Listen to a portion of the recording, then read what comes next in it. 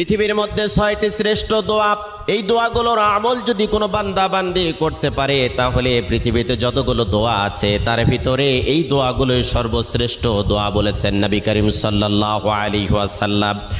কোনো বান্দা বান্দি যদি যতই বিপদে থাক, কষ্টে থাক, দুর্ভিক্ষে থাক, উৎকণ্ঠার মধ্যে থাক না কেন, সকাল থেকে সন্ধ্যা পর্যন্ত যদি কোনো বান্দা বান্দি দরুদ শরীফের আমল করতে পারে, রাতের বেলা যদি দরুদ শরীফের আমল করতে পারে, হাজারো অশান্তির দাবানল থেকে আল্লাহ রাব্বুল আলামিন শান্তি দান করবেন।